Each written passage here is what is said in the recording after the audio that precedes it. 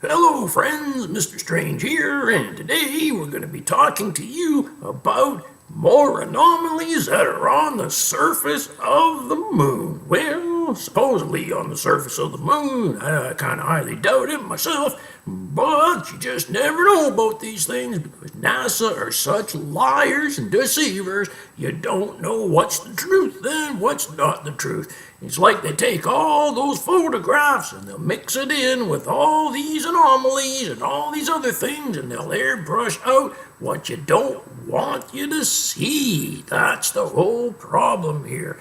And what they did was they made a big mistake with this one because I saved this one of my all-time favorites right down there. You see this little creature down there? Well, it doesn't look like a creature, does it there now? But in reality, look at this. If you have a good look at that right over here, that looks like a drain pipe. Oh, you know, a gooseneck on a drain? That's precisely what it is. And it has just ended up getting embedded in the concrete. You know, those 4-inch gaps there that they put in the concrete so that you could run your pipe up there. Whoa, that certainly is. Yeah, now you have to have a trap like this with all those wires and everything attached to it because in the winter time when water gets trapped in there, it breaks. Whoa, it certainly does. It breaks. So you have to have heat trace cables on it there. Didn't you know that there, Drew Thomas? Oh, it's another one of these NASA nincompoops that seems to understand and figures out that NASA seems to have all these objects laying around on the surface of the moon. Well, I don't know about that. I don't know how you can get a drain pipe like this here, the gooseneck sitting on the surface of a moon now. Whoa, that's a real heavy-duty thing now, isn't it there? It certainly is. So, what do you think this is good? I've got to show you another few of these little guys here that are sitting on an industrial waste dump that was composited into some more of these moon things, more of these moon photos. And don't you let that crazy cotton-picking, acid-living varmint rabbit mouthpiece of slack asses tell you any different, because he doesn't know what he's talking about, does he there? And neither does that Matt Kent or that Luke S. or that Dave Thomas or the other dude, what's his name there, Zero the Faceless, who I call Faceless the Zero.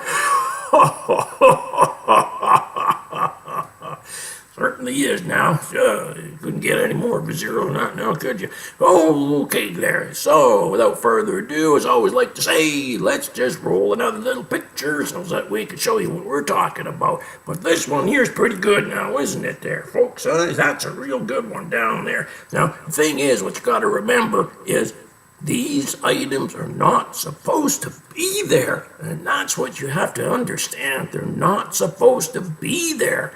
So, let's just roll the next little picture there and we'll show you what we're talking about. So, what do you think of this next one? Could this be a key that was thrown out of the rover when they were done with it? See right down there? Doesn't that look like a key on the ring there to you? Well, I don't know about that, but you know, could be anything. Problem is that it's round and it has something that's going through the ring. Now that's definitely a ring. There's no way that is rocks. It can't be because you can see right down there how the ring is going right through this little object that looks kind of like a key. And that right there that I'm pointing to is in fact the ring. Now, I don't know about you, but it doesn't seem like there'd be a set of keys on the moon to me, as there's no use for them except if the rover used keys and the astronaut threw the keys out after he was done with the rover, which doesn't make sense either, by the way.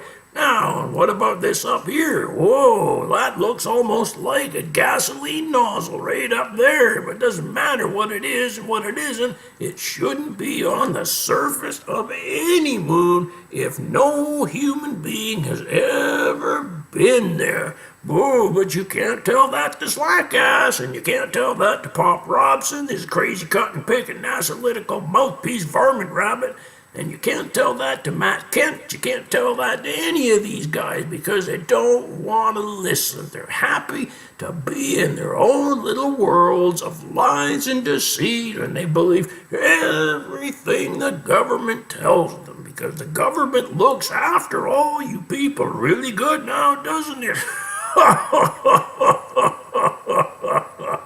I don't think so. Well, but in any case, what do you think of the next picture there is going to be coming up next? Because I got a little show for you there now, don't I? Oh, right there. Oh, let's see now. What do you think the next picture is? What do you think this could be? Could this be a spring of some sort right down there, perhaps? What about this over here? There's a hole right there, and that means if there's a hole, a screw probably goes right in the center of it, right where I'm pointing. And what about the bracket? This here, this is the triangular bracket that I'm just drawing out right there. Now, you see, that's the whole bracket, and that's the hole, and that's the outer dimension of the hole right there that I'm drawing on there. You see that? So, what about the bottom plate? Look at how smooth that bottom is. Hey, that's as smooth as a baby's bum now, isn't it there, friends? Oh, you can't get that very often. Now, how can you have rocks on the surface of any moon that has the bottom nice and smooth and sanded out like this does? This is perfectly flat. Not only is it flat, but it even has a pattern in it, if you notice this. Look at the pattern right in there. See, it's little on the black side, then it goes on to the light side, and there is definitely something that is written on a pattern inside of there. But don't let you tell that the crazy cotton pick and nasolytic varmint, because he'll say, wait for it, it's nothing but pareidolia. Pareidolia, you know that word the bands just love to use now, don't they, friends? Oh, they certainly do. Oh, now that is something else, eh? Well, you think that's supposed to be on the surface of the moon? I don't think so. And neither does anybody else that has any common sense. So where do you think all these anomalies and all these little guys and all this here, where do you think they come from? Could it possibly be that, like Astrobrand says, their aliens left them here on the moon when their little moon buggy broke down? Oh, don't make me start laughing again now, because that's the biggest joke I've ever heard since 1962. No, what do you about this? What do you think this could be on this next photo? What do you think this could be? Do you think this could be something that a little bit there of interest there to anybody that's got any common sense? No, let's just show it. Look at this. Well, I don't know about you, friends, but have a look at this. You see over here? That's what you call metal links that have been welded together and thrown into a pile. Now, take a good look at that. You see the way that's got a circle? It goes all the way around, and just like those keys that I showed you close to the beginning, they have a link going right around on the inside of it. Now, how on earth could that be rocks? That's not possible, is it now? Unless rocks can turn into chain links there now, isn't it there? I think so. And anybody else that has any common sense can see that this pile right over there is nothing but chain links that have been welded together inside of us, a piece of concrete. Isn't that amazing? Isn't that amazing, friends, eh? Now, these cotton-picking rabbit critters and that Jeff, what's his name there? Oh, yeah, right, Jeff Dave, and that Matt Kent and all those other crazy nasolytic numbskulls will tell you that these are nothing but rocks and pareidolia. There's that high-class and sophisticated word again that them pans just love to use now, don't they? So, what do you think of that now, eh? Chain links on the surface of the so-called moon. Chain links. What will they think of next, eh? Looks like this is more of a garbage dump than it is the surface of the moon, doesn't it, dear friends?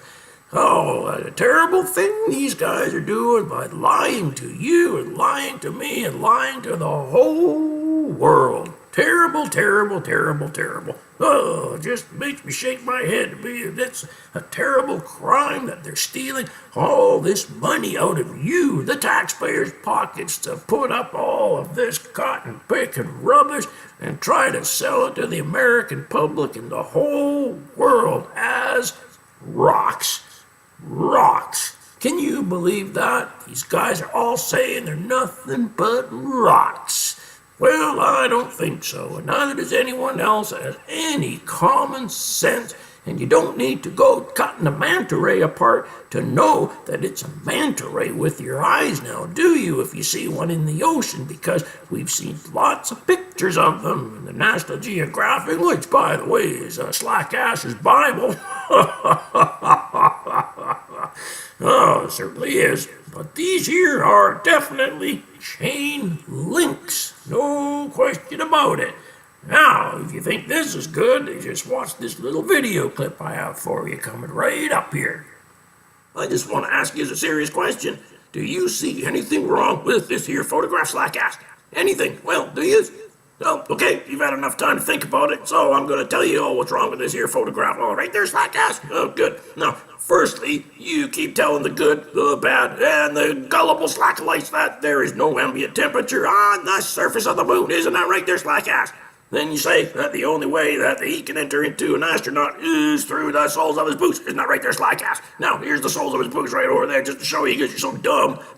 Now, well then, take a good look at this here trash hauler that Shepard is standing beside. Now, still don't notice anything there, Slackass, huh? No, it's anything out of the ordinary? Well, I'll tell you one thing, that this here trash buggy has rubber tires on it. That's right, rubber tires. Now, how can you have rubber tires on the surface of the moon when it is an atmospherically void body, for one thing? Then their tires would explode, even if you didn't fill them with air. So, Drew Thompson, what do you think about that now? So, very interesting, isn't it? Especially when you have a penknife and one of these here bottle openers sitting on the surface of the so-called moon, which doesn't really make any sense unless them astronauts were using it to open up the lids on their Tang orange juice and then spill it all down the inside of their suit so that it could leak outside the helmet.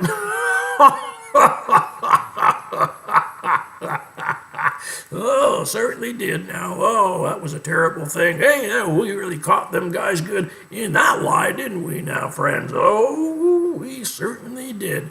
Oh, these guys, you know, what we gotta do really is all come together as one and put these crazy NASA lots out of business. That's what we have to do. Now, if we could all get together and shove these crazy NASA lots right out of business, then we could reclaim some of our dignity, and not only that, but our tax money. Oh, we could get NASA out of business. Just think of all the tax dollars that we'd be saving, not them going up in smoke into all their cotton-picking rockets that all they'll just do is they just, just go around the earth and around and around and around they go. Where they stop, right into the ocean they go. Oh, they certainly do now. Right to the bottom, along with Gus Grissom's capsule now, doesn't it there?